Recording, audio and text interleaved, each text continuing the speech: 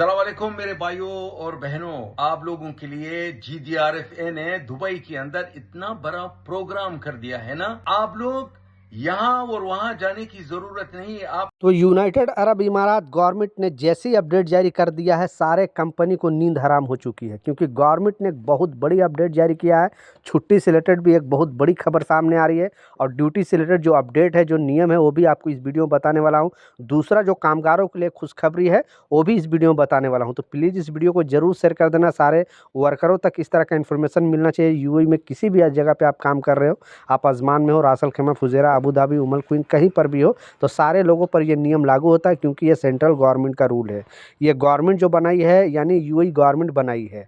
तो इस अपडेट को ध्यान से सुने और लोगों के साथ ज़रूर शेयर, क्योंकि ये जो नया नियम आया है और लोगों को बताया गया है, इसलिए बताया गया कि कोई भी कामगारों को बेवकूफ़ ना बनाए कोई कंपनी। क्योंकि बहुत सारे कंपनी क्या चाहती है कि अगर कामगार को पता नहीं है तो हम उससे ड्यूटी करा लेते हैं, काम करा लेते हैं, और उनको पैसे हम नहीं देंगे। इसलिए इतना दिन पहले बार बार अपडेट जारी करके बताया जा रहा है कामगारों के लिए जो हित में फैसला लिया गया है, और गवर्नमेंट ने सारे अपडेट स्टेप बाय स्टेप बताई है। उससे पहले दूसरा जो अपडेट है, जैसे शेख साहब ने भी वीडियो बनाकर बताया, क्योंकि बहुत सारे ऐसे कामगार हैं जिनको होता क्या था कि मान लिया आपका वीज़ा से रिलेटेड कोई इशू हो जाता था, कंपनी वीज़ा नहीं लगा रही है, या फिर बहुत सारे लोग ऐसे भी थे जो विजिट वीज़ा पे आते थे और उनका कोई मसला हो जाता था, तो आप ढूंढते थे कि कहाँ जाएं, हम किससे मिले, कैसे संपर्क करें।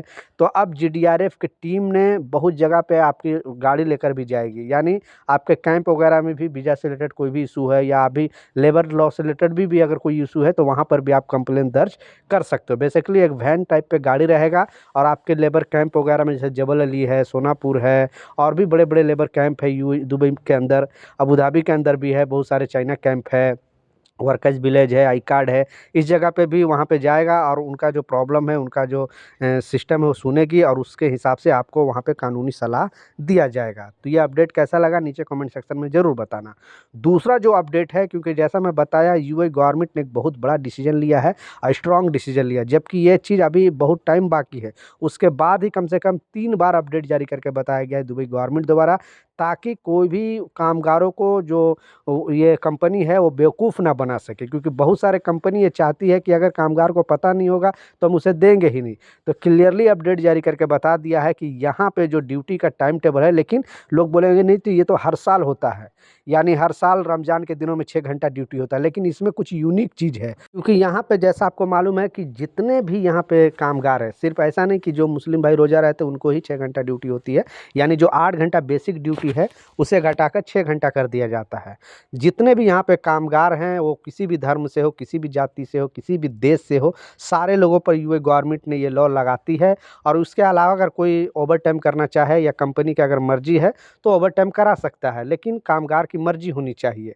उसके हिसाब से, जैसा मैं कल के न्यूज़ में भी बताया था कि आपको अगर 1 घंटा काम करोगे तो सवा घंटे का पैसा मिलेगा, जैसे नॉर्मली आपको होता है, तो उस हिसाब से आपको ओवर टाइम का पैसा मिलेगा। तो अब इसमें जो यूनिक की बात मैं कर रहा हूँ, ये क्या है कि बहुत सारे कंपनी क्या करती है कि मान लिया अगर आपको ड्यूटी 6 घंटा दिया है गवर्नमेंट ने रमज़ान के दिनों में, तो कंपनी क्या करेगी कि 8 घंटे का काम मतलब कराने की कोशिश करेगी।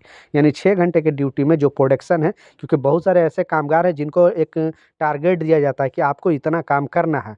तो जो अगर 8 घंटे का ड्यूटी में जो टारगेट दिया जाता था, और 6 घंटे के ड्यूटी में अगर उतना ही आप टारगेट पूरा कर रहे हो, तो कंपनी को चाहिए कि एक्स्ट्रा उसे कुछ ना कुछ पैसे पे करे। नहीं तो आपका राइट है कि 2 घंटे जो अगर गवर्नमेंट आपको दिया है, तो 8 घंटे का काम आप 6 घंटे में उतना काम कर सकते हो। अगर इसके खिलाफ कोई भी कंपनी आपको प्रेशर डाल रही है, परेशान कर रही है कि आपको 8 घंटे का काम करके देना पड़ेगा, तो उस कंपनी के खिलाफ मोहरे में आप कंप्लेंट दर्ज करा सकते हो। 80084 पे कॉल करके अपना शिकायत दर्ज करा सकते हो, क्योंकि क्लियरली कहना है गवर्नमेंट को कि रमज़ान के दिनों में किसी को भी, ठीक है, ऐसा नहीं सिर्फ बोला कि जो लोग रोज़ा रहते हैं उन लोगों के ही, किसी को भी आप टॉर्चर नहीं करना, मतलब परेशान नहीं करना। पहले तो एक्चुअली पहले से रूल है, लेकिन रमज़ान में फिर से कंपनी को मेमोराइज़ कराया जाता है, याद दिलाया जाता है कि कोई भी कामगारों को प्रेशर नहीं डालना है कि हाँ आपको इतना काम करना ही करना है। इसलिए अगर कोई कंपनी आपको टॉर्चर करती है, परेशान करती है, तो बिल्कुल डरने की ज़रूरत नहीं है। आप लाजिम कॉल कर सकते हो, 80084 पे कॉल करके अपना शिकायत दर्ज करा सकते हो। दूसरा जो अपडेट है छुट्टी से रिलेटेड अपडेट है, और सच बता रहा हूँ इसी वजह से सारे कंपनी को अभी से ही नींद हराम है, क्योंकि एक तो रमज़ान के दिनों में 6 घंटा ड्यूटी करना है, ठीक है, सारे कामगारों से कराना और सैलरी पूरा देना है। लेकिन उसके बाद जस्ट तुरंत ईद के अभी से ही अपडेट जारी कर दिया गया है गवर्नमेंट द्वारा कि मिनिमम जो छुट्टी मिलेगा, ठीक है, मैक्सिमम ज़्यादा भी हो सकता है, लेकिन कम से कम टोटल जो छुट्टी मिलने वाली है ईद के मौके पर, यानी ईद उल फितर के मौके पर 4 दिन को आपको छुट्टी मिलेगी, ठीक है। और ये चारों दिन आपको अगर काम कोई कंपनी कराती है तो ये हॉलीडे में गिना जाएगा, यानी 1 घंटा काम करोगे तो 1.5 घंटे का आपको पैसा देगी, लेकिन आपकी मर्जी होना चाहिए। आप नहीं काम करना चाहोगे, कोई कंपनी आपको ज़ोर ज़बरदस्ती नहीं कर सकती है। तो ये अब सारे कंपनी मतलब परेशान है, लेकिन लॉ तो लॉ है, क्योंकि यहाँ पे गवर्नमेंट खुद वो लोगों से टैक्स नहीं लेती है।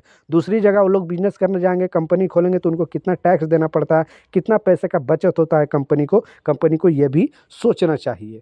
तो ये कुछ अपडेट था, कुछ जानकारी था, मैं सोचा आप लोग के साथ शेयर करूँ। कुछ सवाल है, कुछ कन्फ्यूजन है, नीचे कमेंट सेक्शन में ज़रूर लिखें, मैं ज़रूर आपको रिप्लाई करूँगा। मिलता हूँ नए अपडेट के साथ, नई जानकारी के साथ, जब तक जय हिंद।